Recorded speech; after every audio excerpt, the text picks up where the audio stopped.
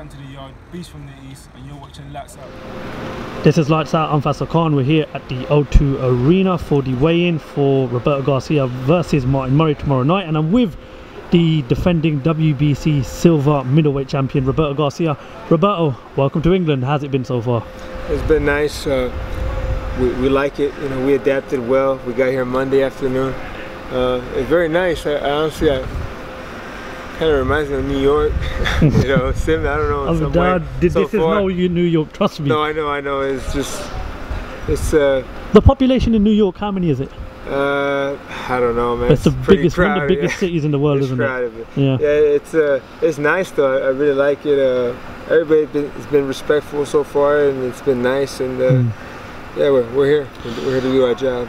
What have you heard about the O2 Arena as a boxer? Because there's been some famous fights. Yeah, I've heard good things about the arena here. I'm excited to be here. You know, it's another story of my career. Yeah.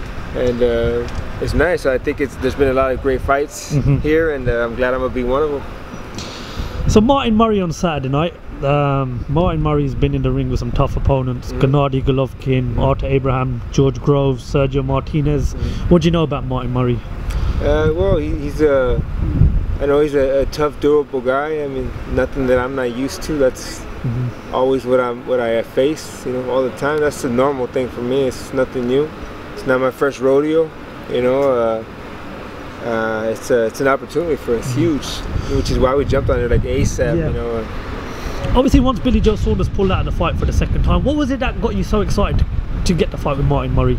Well, me and my team, you know, we discuss things on a daily basis all day. We talk. We're literally like a family. And when we saw that Billy Joe Saunders had got hurt, they had no opponent, I said, man, why don't we jump on in there? You know, we are contenders. Yeah. You know, you're a champion as well. Yes, sir. You're a title holder. Champ, you know, shit, why not? I mean, it makes sense.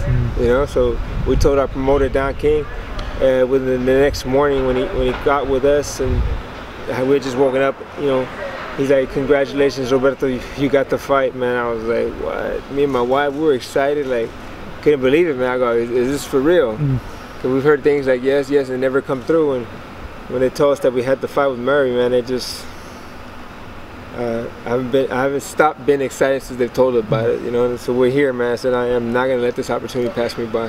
A lot of people are saying people are saying that Martin Murray seen this as a fight just to get close to the world title. But how much does this fight not only mean for yourself, but for your family and for your people back home, coming here and representing your country in England? Well, this is this fight. I'm gonna be very honest with you. This fight here is exactly what we need. We need a fight like this, and that's why I was serious when I told Murray at the press conference. Like, I don't talk bullshit, man. I speak facts, you know. And I told him, look, man, I'm gonna be very honest with you, Murray. I need this fight more than you. I do. I need this fight more than he does. He's used to all this. Yeah. You know what I'm saying? Like, I need this fight more than him so that I can better my career, better my life. You know what I mean? And if you go by just look at the facts of my career, all the things that I've done, the big things in my career, they've all been through opportunities just like this one. I've come in as a replacement for somebody else that didn't make weight, or whatever the case may be, and I came in and stole the show, and they gave us an opportunity. Here we go. It's always like this. It's always been like this. You know, I'm not even supposed to be here. Do you feel like in your career so far you've not been given the opportunities that you think you deserve, i.e.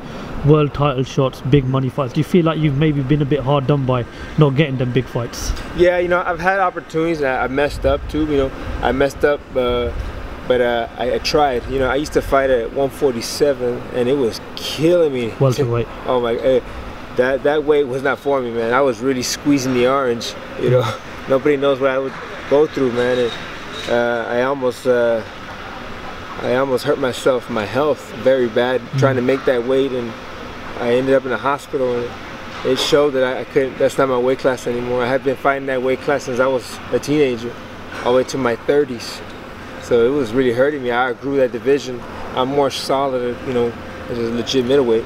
Now, how comfortable are you at middleweight now? Is it the perfect division for you? Is it I feel great, man. I spar big guys. I've sparred cruiserweights, super middleweights, light heavyweights, middleweights, and I feel great. I get great reviews from everybody I box with, spar with, and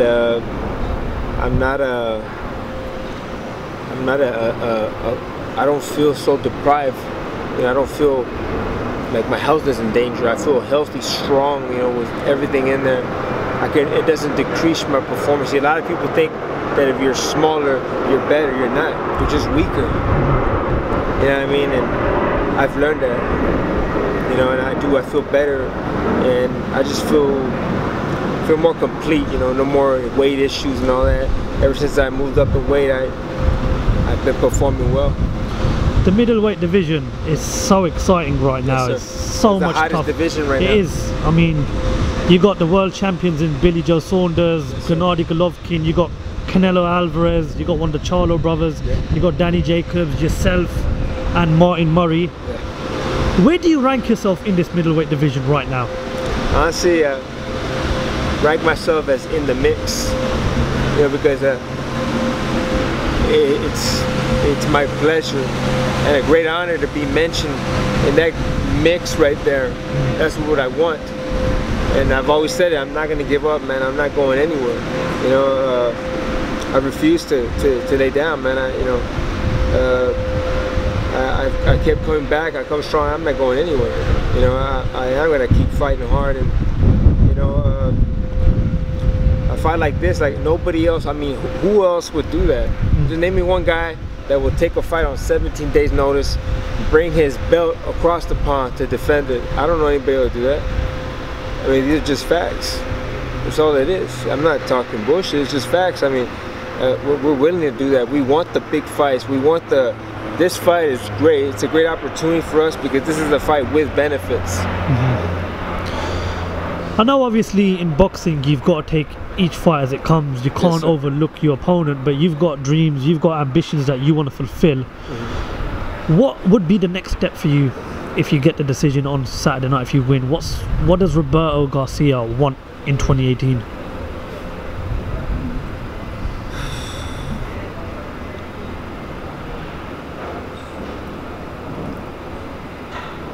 I want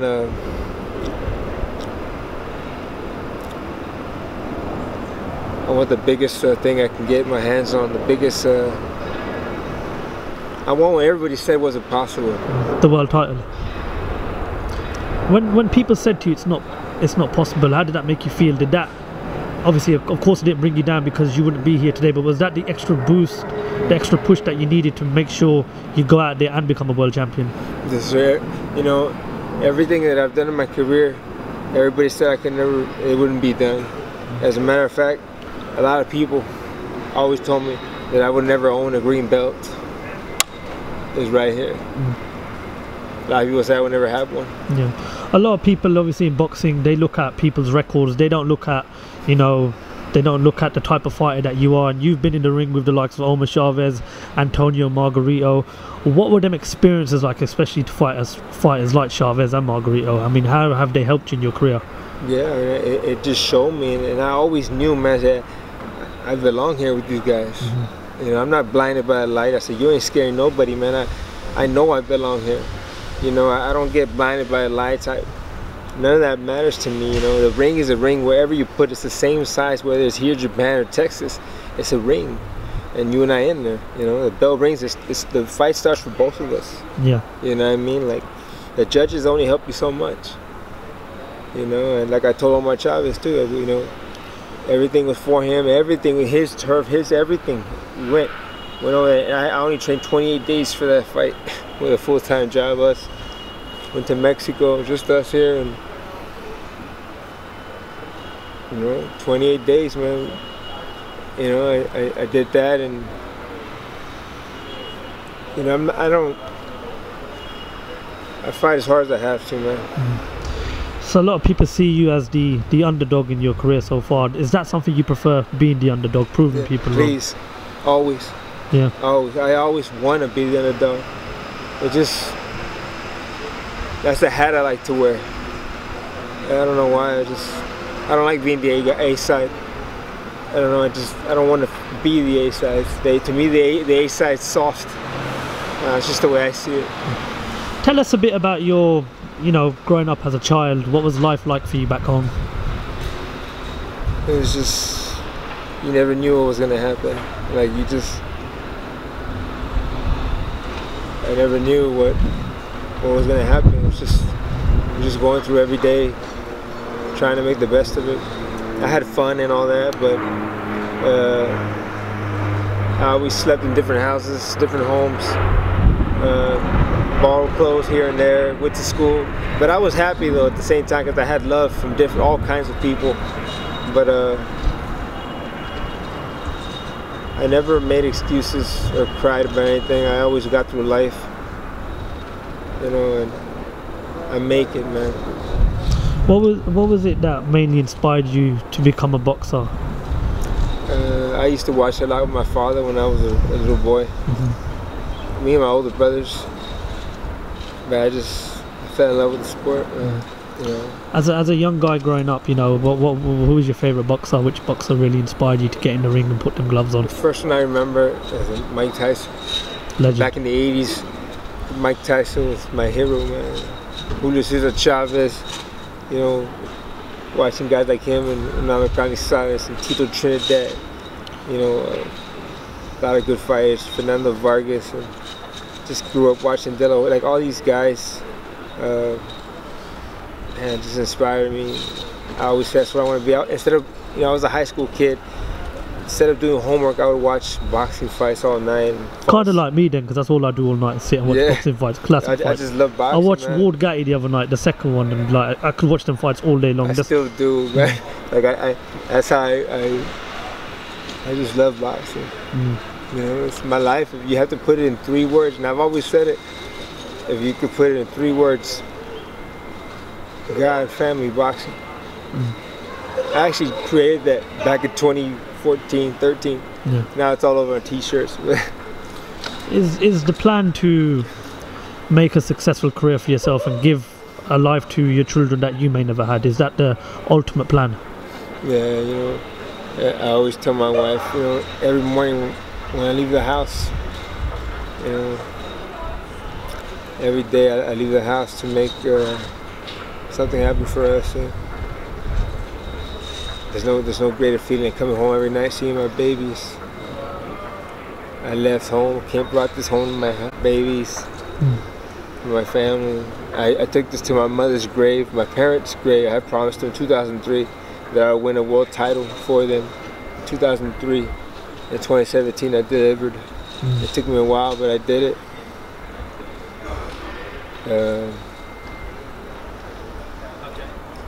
I don't mind. I walk the line, man. I don't mind when time. Like my life is so much harder than just little 10 rounds with Murray. Yeah, of course. I mean, you obviously mentioned you work with Don King. Who's like an icon in the sport of boxing. Yes, what's that been like for you fighting under Don King? How good has he been to you so far in your career? As of yet, man, I've only been with Don a couple of months. The man's been he's done things for me. He's the reason why I'm here. I was working with some other people before. I've been underpaid my whole career. And I've been raped, torn apart all which way you can think of by many managers, promoters and things. But they haven't got the best of me. You think Don King's the right man to get the best of you, to get you winning the world title? People can say what they want about him, but you know what? He's actually treated me the best. I mean, obviously, there's a lot of people say he had some very controversial moments with the likes of Mike Tyson, but I know the real story about that, though. Obviously, that's obviously something I'm not going to ask you because we've spoken about the middleweight division. We know on September 15th is the rematch, Gennady Golovkin versus Canelo Alvarez. First of all, the first fight, was that the right decision to give it a draw? Do you think it was a draw? In my opinion, don't matter, but Well, of course, your opinion matters. You know, you're a fighter that wants to fight for that world title. So your opinion definitely does matter. Yeah, I mean, just out of my opinion, I think Triple G got it. Was close. It was, and Canelo proved he's a good. I respect him. He's a very good fighter. He's a great fighter. Triple G is a great fighter as well. They're both great. But I think if it was a close decision. But I think Triple G got it. You know. But it was close. Respect to Canelo, and the rematch should take care of any question marks on there. Yeah. What's your thoughts on the rematch? What do you see happening in that? I think there'll be some a little bit different risk going on in the second one. They're both going to risk a little bit more just in case. That's what I think. Do you think it'll be as good as the first fight? I think it's going to be a little bit better. I know I just mentioned to you before that I watched Ward Gatti the other night. Ward Gatti? Ward Gatti, the second one. I know Gatti. I used to know him. A legendary boxer. I used to jog by his condo on 14th Street in New Jersey. I lived in New Jersey for 15 years. I read something that you done a bit of work with Arturo Gatti. I mean, that itself, what was that experience like? He was a cool dude, man. He was a warrior, wasn't he? Paul, I respect that guy, and I can honestly say he didn't kill himself. I know Gatti would never do that. No, he would never do that to his family. Obviously, you know, we've mentioned about Ward and Gatti. You know, you like to sit down late at night watching classical fights. That's one thing I do practically every night. What was your... met Mickey Ward too at the Wild Card. Me and my wife were in LA for 3.5 years. Fred Roach, and he knows me. I know him very well. Pacquiao, man. What was your favorite fight? If I said to you right now, Roberto, I'm gonna get my laptop out, put a fight on. What fight would you put on? What fight would we watch? Your all-time favorite? If I had to pick one right now, it would be actually I can't pick one. It would be a couple. One would be Barrera Morales. Remember that first one? I do. Shit, it's great. And another one would be Ward Gatti. That's two. Which one? The first, second, or third? Probably the first fight. Yeah. And then another one would be probably. And one of my favorite fighters, Roberto Duran. Brilliant fighter. I love that guy. Brilliant fighter. Roberto, final question: What happens? What happens on Saturday night against Mike Murray? I'm gonna be all I can be. I never promise knockouts on it. I don't do all that. But one thing I do promise though, you're gonna get my all best. I am, man. I'm a champion, nothing to lose, man. You know what I'm saying? Like, I have nothing to lose, man. I'm not gonna leave nothing. I'm gonna go all out, and like as a matter of fact, I go all out. Like if this is my last fight, man, you know, I don't care, dude. I go all out. Roberto, listen, honestly, it's been a pleasure sitting down talking to you today. Thank you. I'm very privileged to have met you, to have spoken to you, for you to tell us a bit about your background growing up and everything. It means a lot to us. Thank you, sir. As a boxing fan from the UK and from all over the world, I just want to wish you good luck for Saturday night. Thank you, sir. And we hope to see you again, champ. Good luck. Yeah, if God and wants to, we'll be here. Maybe one day we might even come out to the States to watch you fight. And if all does go well on Saturday night, I hope you do get a shot at the world title. And once again, just go out there and put on a show for us on Saturday night. Yes, sir. Roberto Garcia, thank you for talking to Lights Out. Yes, sir. Thank you.